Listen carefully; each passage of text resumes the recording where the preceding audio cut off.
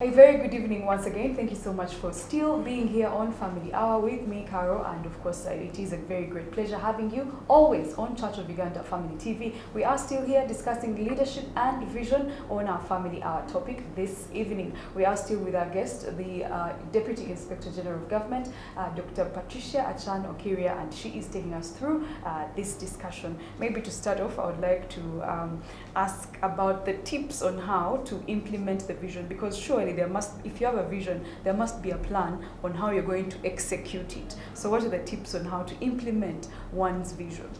Thank you very much, Carol. I think it's important, first of all, for the vision bearer to understand the nature of the vision.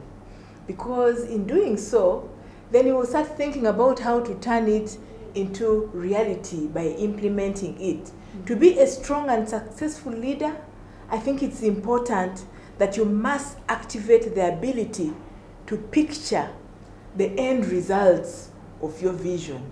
Are you able to picture the end results of this vision you're carrying? Okay. You should be able to envision how change will affect the present conditions, but also future health and growth. What are the implications of this vision you're carrying? Is it able to transform others? Is it able to carry a positive impact? Is it able to cause change wherever you are going? So I think it's important that as a vision bearer, we first of all envision how the change in our vision will be able to affect the present conditions and also the future health and growth of the institution. Okay. Nehemiah was a great leader because he perceived what 9 generations had failed to see. He was able to see ahead. He was able to use the lenses other people had not used. Every strong leader normally has a passion for something. What is it that you have a passion for? What are you passionate about as a leader? What is your driving force? Okay. What is it that drives you as your force? What keeps you going even when things get difficult? And how can you take a vision that is in your mind and heart and be able to pass it on to others? I will share some tips like Carol has ably requested me to do. Okay. First of all, it's important for us to put our dreams in paper. Okay.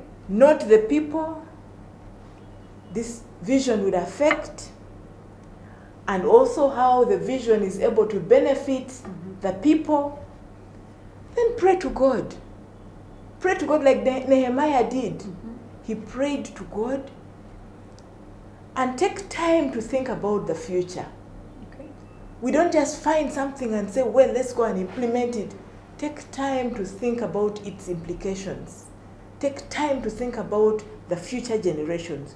What would happen if your idea in that vision gets realized? Once you have the answer, then you're able to move to the next step. Like for me, if the vision is able to cause mindset change, behavior change, attitudinal change, then I would be the happiest Ugandan who ever worked as a Deputy Inspector General of Government. Wow. It's important as goal number 3, tip number 3, to set goals that reflect this idea for the future. What your mind can conceive can be achieved. Because when you conceive something in your mind and put it down, it is possible that it can be achieved. In Luganda they say, chisoboka. It can be achieved. So set your goals, reflect on the ideal future. What you have in mind can be achieved. Enlist the support of others. Like we talked about sharing the vision. It's important for us to enlist the support of others. Bring stakeholders on board. If it is an organization, bring all your directors, your managers, your supervisors, the technical team. Keep moving forward, regardless of how it will come, regardless of the roadblocks, regardless of the challenges, regardless of opposition. Keep moving. Remember, Nehemiah had challenges. people who are critiquing him, the Sanballats.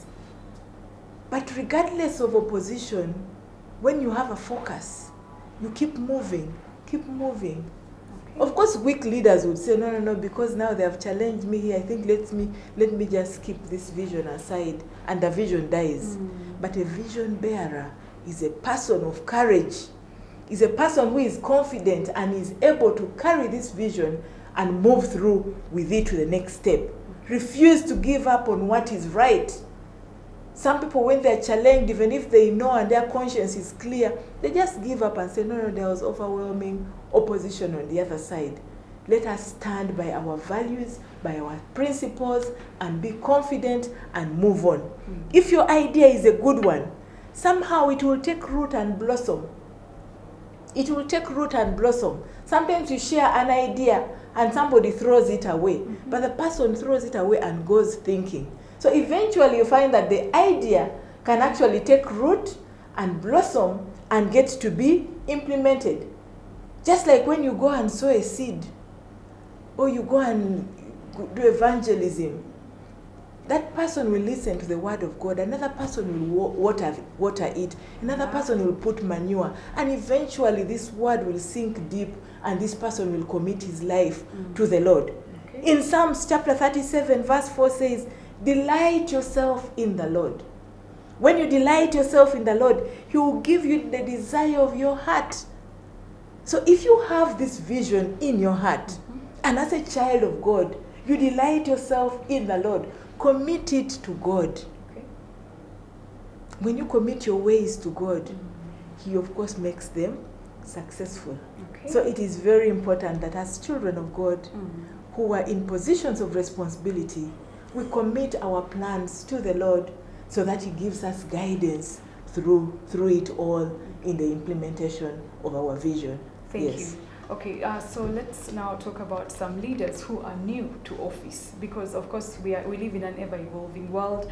Things are changing and people are moving out of positions and others are taking over. How would you advise them to easily take up those mantles that they found there, easily take up the vision of that office that they have assumed? Carol, there are leaders who come with their own strategies, their own plans on how to manage affairs of an organization. But organizations have the mandate. Like if you look at the Inspectorate of Government, we have got the mandate derived from the Constitution. Okay. We have the lead anti-corruption agency in the country, and our mandate is clearly well spelled out in the law. But we come up with strategies on how to implement that mandate. Now, if a leader had already put up a strategy and it is working very well, and that leader is handing over to a new leader, I think in the handover briefs, there will be clear instructions on how to help that other leader. But in most cases, we do induction. Okay. We take new leaders through an induction exercise and show them about the organization, the values and aspirations of the organization, the mandate, how the mandate is implemented through different directorates, departments, and units. And the leaders basically get to appreciate that. But the strategy, you find that leaders, like the head of the institution, may have a unique strategy which is working out. Then in that time of handover and induction, I think that strategy can be articulated or communicated. But it's also important for leaders to have an open heart to mentorship and grooming others. Because realize, Carol, we don't hold these positions forever. That's true. Personally, my Chisanja is almost going. And I would be looking forward to a leader who have been participated in mentoring. Are we able to mentor? Are we able to pull the hands of others? So that when we go to occupy other places, we leave something happening. We leave the fire burning. Can somebody else come and carry the mantle and take the organization from where we have stopped to a higher and better level? Can we identify people who can even perform better than us, the current leaders? And we have potential out there. Okay. So we only need to have an open mindset and know that we can groom and mentor others to take on these responsibilities You cannot do everything in the same way. Different people come with different styles to implement the strategies of the organization and mandates, yes. All right, okay. And how about leaders who face some challenges? For example, you are in office and you are demoted. People tend to lose hope. People tend to lose the vision right there. People tend to like go back miles and miles. How can you encourage that person who is in a position and they have been demoted? How exactly should they now handle themselves? Carol, every position of responsibility has its challenges. True.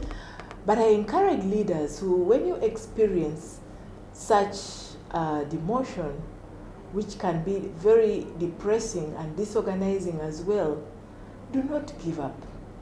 Do not give up, because take every challenge as an opportunity to review God. There is a reason for everything. That is why you see in the Bible, Joseph was sold by his own brothers into slavery. But because he was sold, he was able to rise up. He went through challenges, like even in Potiphar's house, where he was in charge of everything, and Potiphar's wife tried to lure him into sin, and he fled and stood his position. So no matter what the circumstance, no matter what the challenge you're going through, I encourage the leaders out there to take every challenge as an opportunity to even overcome. How do you overcome? By building more confidence. Don't be downcast. Challenges are just temporal, and it doesn't last, and there's an opportunity for you to grow. If life tosses a lemon, make lemonade out of it. If tosses a brick, pick it and use it for building. There are times when you will feel very, very low. But my message to you is to be encouraged that even if you're demoted, you can still work very hard in that position they have demoted you to excel, and your outputs will speak for itself. Just keep working hard and give every assignment, every task your best shot, and you will sail through victoriously. Someone else may identify that talent and take you to be a CEO in his organization, or a manager or a director somewhere else. Do not give up. Do not lose hope. Just continue to work hard and trust in God and have that courage. Like in Joshua chapter 1 verse 5, they said, do not gain courage. Nobody should challenge you. Even if it is that demotion, just be encouraged with courage. Yes. Thank you so much. And let's talk more about God, since He is our leader as a father. What do we learn from God in leadership and governance and vision, mission, mandate, bring it to pass, execution, all that? What do we learn from God? There is a lot of stories in the Bible about how God handled certain things, about how God trusted people with power, about how God led people through some challenges, like you have been saying, Potiphar's wife and Joseph. What do we learn from God generally as people who want to be great leaders and leaders of vision and purpose? Generally, there is a lot we can learn from God, because first of all, God is a hard-working God, and He had a plan for this world, and He implemented that plan by creating Adam and Eve to take charge of all creation.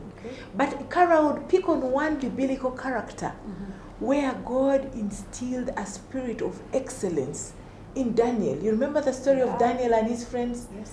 Daniel was a mirror of excellence. And because he was having that spirit of excellence, when the king, the Babylonian king, wanted people to help in his courts, he said, go and look for handsome young men out there who are wise, who are hardworking. Daniel was one of those identified. And Daniel stood his ground. He did not compromise his standards. Remember, as a slave, and he was serving in the opposition, the Babylonian king who had conquered them, the Jews. Daniel and his Hebrew friends were able to stand and serve with excellence. And because they served with excellence, Daniel was able to serve 4 different kingdoms, 4 different kings. Daniel at one point had a challenge where they said they found no fault in him, and the king's men said, no, let's put an order that everybody must bow before the idol. And Daniel, with humility and respect, told the king that, oh, King Nebuchadnezzar, we do not have to defend ourselves in this matter, because we know that the God we serve is able to save us. But even if he doesn't, O King, we shall not bow. So from God, I learned that confidence. Do not compromise your standards and values and get caught up into these things. We need to stand our ground as children of God, as leaders, because righteousness and truth are the foundations of the throne of God. So if we are to walk in righteousness, we will basically shine. And the Bible again says that the word of God is a light unto our feet and a lamp to brighten our path. So if we stick and we are grounded in the word of God, even as we implement our responsibilities in our different spaces, the God we serve will surely be there to guide us through even these challenges. God will help us to be able to navigate through the challenges and come out victorious, just like Daniel, just like Joseph, just like Esther and other servants of God in the Bible. Okay. Yes. Thank you. That was the side of God. Maybe we can get back into the discussion. I just have two more questions. And one would be, how exactly can we make sure that we are leaving a great legacy behind? It has everything to do with turning the vision into reality, like we've been discussing. But how can we make sure, just like you said, your term is almost over, what will people remember, and how exactly can a leader make sure that they are remembered for the great things they came to office to do and not, other things? You see, when we talk about legacy and leadership, legacy is about having that lasting impact, a positive lasting impact in the lives of others. Today, many people have value in trophies, in medals, in certain achievements, and in monuments, and they hang them. Like when you come to my office, you'll find my picture, my portrait with His Excellency, the President, and we value that. Recently, sometime last year, I also got a medal which I've talked about again and again, and we value that. But legacy is about that lasting impact we leave in the lives of others. Because you see, the world today is filled with wannabe leaders. Their impact is limited because they only observe the present, here and now. They are only looking at possibilities, immediate possibilities. They are not futuristic. But it is important for a real leader to be futuristic, to leave a legacy, and that positive impact in the lives of others, in the lives of the people we are leading. Are we able to touch their lives positively and transform them and change that mindset? For me, that is what I would call a legacy. Long ago, I used to think a legacy are the big buildings, the houses, the cars, and so on. But legacy is that positive impact, that mindset you live with somebody, which can hang on even after you have left this world or left that organization. Can they carry it and say, Patricia was known for ABCD? Yes. Wow. Thank you so much, Dr. Patricia. Now, also, how can we take, first of all, as you are talking to the leaders, even subordinates are listening to us and watching us. So I would like to ask how a subordinate or someone being led can take positive criticism. What is the best way for me to accept advice being given to me by my leaders? So positive criticism is very, very important because it shapes us, it helps us to learn, it helps us to improve and even work better as leaders. So as leaders, we also have weaknesses, we also make mistakes. But a leader who can be able to acknowledge his own mistake is a very, very powerful and strong leader.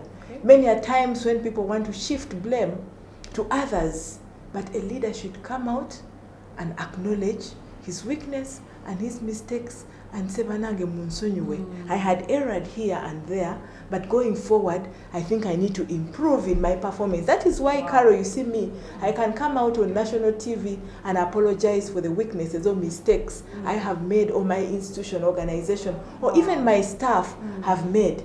Because people, human beings, have shortfalls. They make mistakes. But the most important thing is how they're able to rise up against that and improve. And positive criticism basically comes out to help us improve. Like you have had people criticizing my organization, saying even within the Inspectorate of Government, there is corruption. Because even in every basket of apple, you find some few rotten ones. Yes. It's important for me now to derive strategies. Say, but they are saying this. What can I do as a leader to improve the environment within where I work? How can we correct those mistakes? So I think it's important that we take positive criticism. And I encourage leaders out there not to hide their heads in the sand, because we are human beings and we all have shortfalls, but to own up and see how to rise up and come out victorious even when we are positively criticized. Yes. Okay, I think this has been a very wonderful show. Maybe you can give us your last words as we wrap up. My last words is that let us be real leaders, because a real leader is a successful one whose perceptions are quite clear. His perceptions help him to see possibilities for the future. Which kind of leader are you? Are you simply looking or seeing what the future holds? Let's see further than others by having a vision that transforms our organizations, that transforms our families, that takes us to another level. And that vision is within you. Bring it out, share it with the people around you, and see how you can implement it with a view of leaving that lasting impression, that positive impact, what we are referring to here in us, a legacy. May God bless you, and thank you very much for listening to us this evening. Thank you so much, Dr. Patricia. That was the Deputy Inspector General of Government taking us through leadership and vision. We do thank you so much for being such a great audience. Remember, the conversation can continue on our social media platforms at Church of Uganda Family TV. My name is Karo Tumine, and until next time, Family Hour will be back tomorrow. Please do not miss. It is a good evening.